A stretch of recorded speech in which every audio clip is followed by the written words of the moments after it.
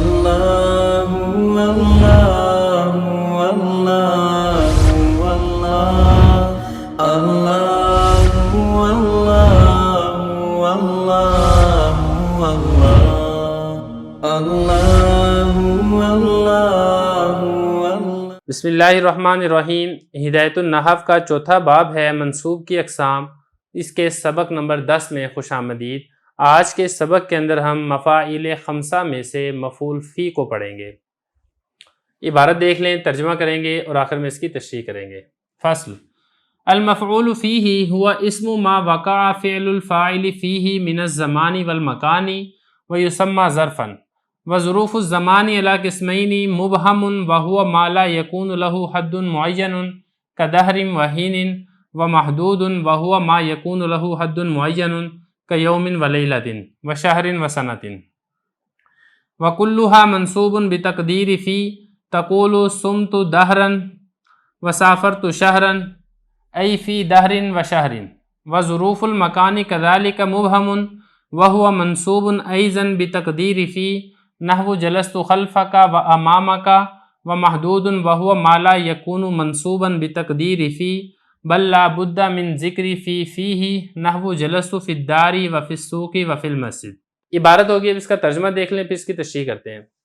فرماتے ہیں کہ مفعول فی وہ اسم ہے کہ جس میں فاعل کا فعل واقع ہوتا ہے زمانے میں سے اور جگہ میں سے، اور اس کا نام رکھا جاتا ہے ظرف، اور ظروف زمان کی دو قسمیں ہیں، مبہم، اور یہ وہ ہوتا ہے کہ جس کے لیے کوئی حد متعین نہیں ہوتی جیسا کہ دہر اور حین، اور دوسری قسم ہے محدود، اور یہ وہ ہوتا ہے جس کے لیے کوئی حد متعین ہوتی ہے جیسا کہ یوم اور لیلہ اور شہر اور سنہ، اور یہ سارے کے سارے منصوب ہوتے ہیں فی کے مقدر ماننے کے ساتھ۔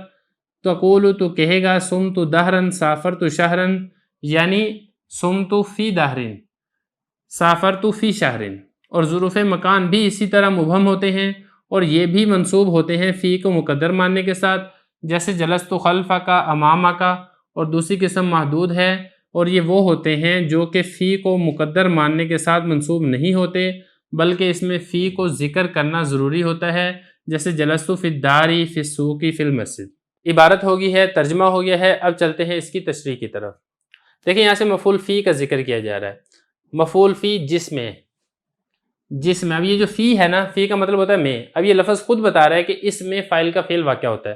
آگے تعریف بھی حضرت نے یہی کی ہے، وہ اسم، یہ وہ اسم ہے ما جو کہ واقع ہوتا ہے فعل الفاعل، فاعل کا فعل فی ہی، اس میں یہ جو فعل الفاعل ہے یہ واقع کا فاعل بن رہا ہے، واقع فعل الفاعل مضاف مضاف الیہ سے مل کر اس کا فاعل، فی ہی اس میں، یہ جار مجرور مل کر واقع کے متعلق ہے، یعنی فاعل کا فعل جس میں واقع ہوتا ہے تو وہ جو میں ہے اس میں کو مفعول فی کہتے ہیں۔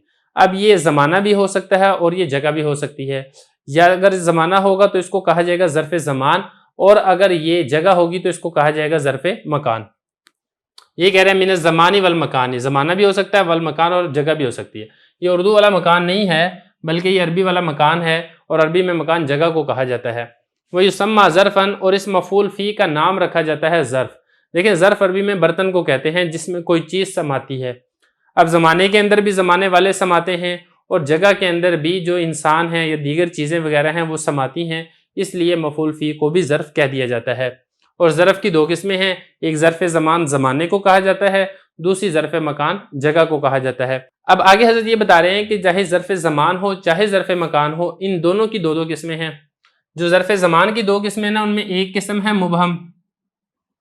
اب مبہم کس کو کہتے ہیں؟ وَهُوَ مَا لَا يَكُونُ لَهُ حَدٌّ مُعَيَّنٌ۔ مبہم وہ ظرف زمان ہے جس کے لیے کوئی حد متعین نہیں ہوتی۔ مثال کے طور پہ زمانہ، دہر یہ بھی زمانے کو کہتے ہیں، حین یہ بھی زمانے کو کہتے ہیں۔ اب زمانے کے لیے کوئی حد نہیں ہے، 1 سال ہے، 2 سال ہے، 10 سال ہے، 100 سال ہے، 1000 سال ہے، جتنا بھی زمانہ وہ سارے کا سارا زمانہ شمار کیا جاتا ہے۔ تو یہ وہ ہے جس کی حد متعین نہیں ہے۔ نمبر 2، ومحدود، یہ دوسری قسم ہے ظرف زمان کی، محدود، یعنی جس کی کوئی حد متعین ہوتی ہے۔ یہ اسی حد سے اسم مفعول کا صیغہ ہے۔ یہی بتایا وَهُوَ مَا يَكُونُ لَهُ حَدٌّ مُعَيَّنٌ، یہ وہ ہے جس کے لیے حد معین ہوتی ہے۔ یہ جو لہو ہے، یہ لہو کی ضمیر یہ اسی محدود کی طرف لوٹ رہی ہے، یکون میں ہوا ضمیر وہ بھی اسی محدود کی طرف لوٹ رہی ہے۔ جیسا کہ یوم، لیلہ، یوم دن کو کہتے ہیں، اب دن کی حد متعین ہے صبح سے لے کے رات تک، رات کی حد ایک متعین ہے رات سے لے کے صبح تک. اسی طرح شہر مہینے کو کہتے ہیں, مہینے کی ایک حد متعین ہے 30 دن. سنہ سال کو کہتے ہیں, سال کی ایک ایام مقرر اور مخصوص ہیں. تو خلاصہ یہ ہے کہ ظرف زمان کی دو قسمیں, ایک مبہم اور دوسرا محدود یعنی متعین. یہ دونوں وَكُلُّهَا مَنْصُوبٌ بِتَقْدِيرِ فِي, یہ بھی چاہے ظرف زمان مبہم ہو اور چاہے ظرف زمان محدود ہو, یہ دونوں منصوب ہوتے ہیں. اس میں فی مقدر ہوتا ہے, اصل میں اس کے اندر فی حرف جر ہوتا ہے جو اس کو حذف کر کے اس کو منصوب بنا دیا جاتا ہے. مثال کے طور پہ ہم کہیں گے نا سمت دہرن, اب یہ دیکھیں یہ مثال ہے ظرف زمان مبہم کی, اور اسی طریقے سے سافرت شہرن, اب یہ مثال ہے ظرف زمان محدود یعنی متعین کی. تو ان دونوں جگہ پہ فی معذوف ہے. اصل میں تھا سمت فی دہرن اور سافرت فی شہرن, تو فی کو حذف کر کے جو اس کا مجرور تھا اس کو مفعول بنا کر ذکر کر دیا جاتا ہے اور اسی کو مفعول فی کہا جاتا ہے. یہاں تک تو بات ہوگی ظرف زمان کی. آگے ظرف مکان کے بارے میں بتا رہے ہیں کہ اس کی بھی اسی طریقے سے دو قسمیں ہیں, ایک مبہم ہے اور دوسرا متعین ہے جگہ. اب مبہم جگہ کون سی ہے, اس کی مثال جیسے امام سامنے, اور اسی طریقے سے خلف پیچھے, تحت نیچے, فوق اوپر. اب سامنے ہے نا امام, اب سامنے چاہے آپ سے 1 فٹ کے سامنے بیٹھا ہو وہ بھی سامنے ہے, چاہے آپ سے 100 کلومیٹر سامنے بیٹھا ہو وہ بھی سامنے ہے.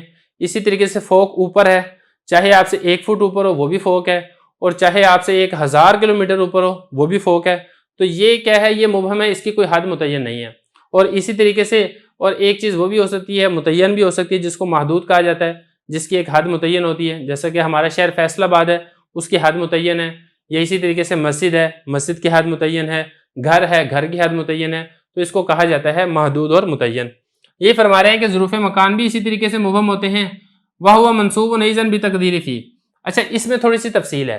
ظرف زمان میں چاہے مبہم ہو چاہے متعین ہو, وہاں پر تو فی معذوف ہوتا ہے, لیکن ظرف مکان میں ایسا نہیں ہے.